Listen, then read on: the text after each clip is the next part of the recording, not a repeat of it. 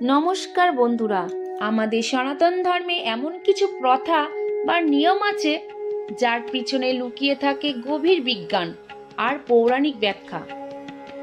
তেমনই একটি প্রশ্ন, ভগবানের নৈবেদ্য বা প্রসাদে পেঁয়াজ আর রসুন কেন বর্জনীয়? আপাতত দৃষ্টিতে নিরামিষ হলেও এই দুটি সবজিকে কেন আমিষের মতোই দূরে রাখা হয়?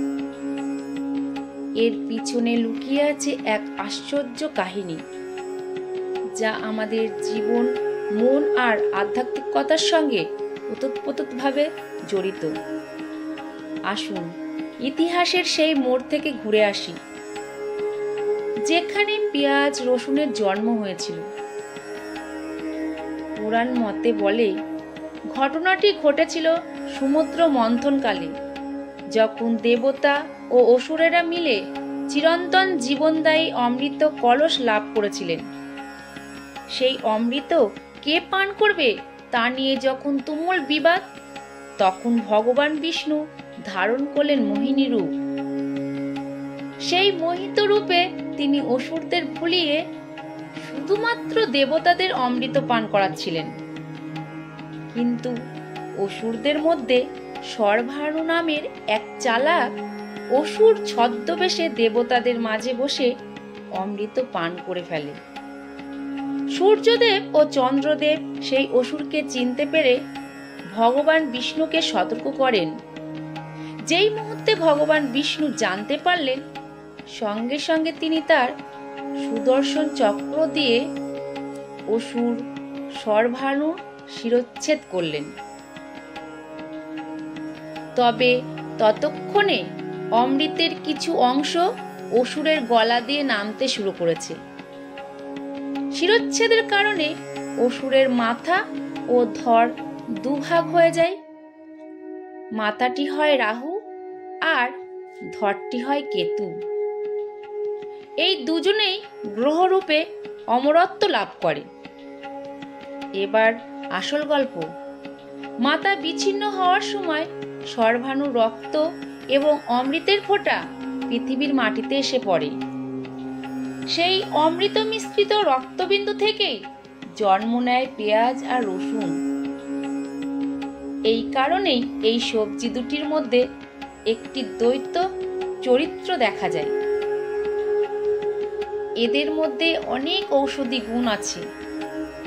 এরা অনেক রোগ নিরাময়ে সক্ষম, অনেকটা অমৃতের মতোই।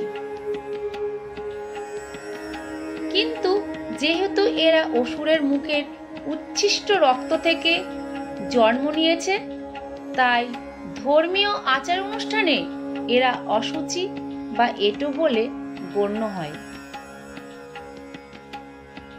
তাই পূজার মতো পবিত্র কাজে, যেখানে শুদ্ধতা বজায় রাখা একান্ত জরুরি, সেখানে এদের ব্যবহার সম্পূর্ণ নিষিদ্ধ। শুধুমাত্র পৌরাণিক কারণেই নয়, আয়ুর্বেদ এবং যোগ দর্শন অনুযায়ী এই সবজিগুলির রয়েছে বিশেষ গুণ, যাকে বলা হয় তামসিক ও রাজসিক সাত্ত্বিক আহার। যে খাবার মনকে শান্ত, সিদ্ধ ও পবিত্র করে, যা ধ্যানে সহায়তা করে, যেমন ফল, দুধ, সবজি।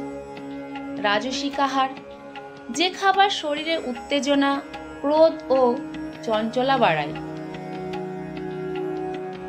তামসিক আহার, যে খাবার শরীরে অলসতা, অজ্ঞানতা, কামনা বাসনা ও জড়তা সৃষ্টি করে।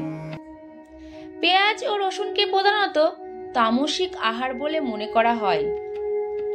এরা কেন্দ্রীয় স্নায়ুতন্ত্রকে উত্তেজিত করে, যার ফলে মানুষের মধ্যে কামনা বাসনা, ক্রোধ, উদ্বেগ ও আগ্রাসন বৃদ্ধি পায়।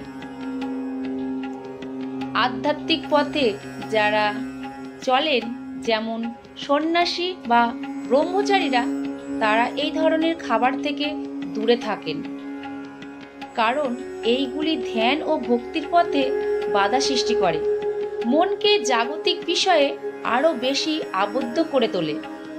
সুতরাং পেঁয়াজ ও রসুন বর্জনের কারণ শুধুমাত্র একটি কুসংস্কার নয়, এর পিছনে রয়েছে এক প্রাচীন পৌরাণিক বিশ্বাস এবং আধ্যাত্মিক জীবনের পথকে সহজ করার জন্য একটি দার্শনিক ভিত্তি। পবিত্রতার পথে মন ও বুদ্ধি যেন রাহু কেতুর প্রভাবে কলুষিত না হয়, সেই কারণেই ভগবানের প্রসাদে এই দুটিকে স্থান দেয়া হয় না। আপনার জীবনের লক্ষ্য অনুযায়ী আপনি কোন ধরনের গুণ গ্রহণ করবেন, সেই সিদ্ধান্ত সম্পূর্ণ আপনার। ধন্যবাদ। জয় শ্রীকৃষ্ণ।